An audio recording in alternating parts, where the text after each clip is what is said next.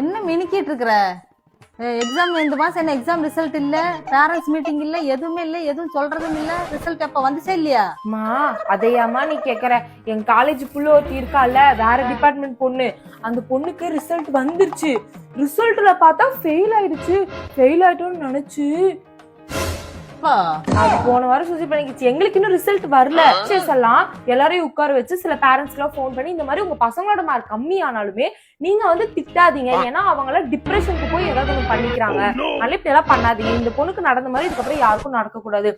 In case fail ஆக மாட்டேன், fail ஆனாலுமே வந்துட்டு திட்டக்கூடாது அப்படின்னு டீச்சர்ஸே சொல்லியிருக்காங்கம்மா அப்படின்னு சொல்லிட்டாங்க. அதை கூப்பிட்டு எங்களை பேரண்ட்ஸ் மீட்டிங்ல சொல்லணும். எனக்கு தான் பேரண்ட்ஸ் மீட்டிங்கே வரவே மாட்டேங்குது. இதுக்கப்புறம் தான் வரும். ஆனா அப்படி ஃபெயிலே ஆனாலும் திட்டக்கூடாது. திடீர்னு அந்த பொண்ணு மாதிரி திடீர்னு ஏதோ ஒண்ணு பண்ணிட்டா என்ன பாக்குறது சொல்லு? அந்த பொண்ணாச்சும் ஃபெயில் ஆச்சுன்னு சொல்லி தூக்கு போடுச்சு. நான் நல்லா ஃபெயிலுன்னு சொல்லி தெரிஞ்சா உன்னை எடுத்து அந்த பேண்ட்ல நானே தொங்க விட்டுருவேன். நானே தொங்க விட்டுருவேன்.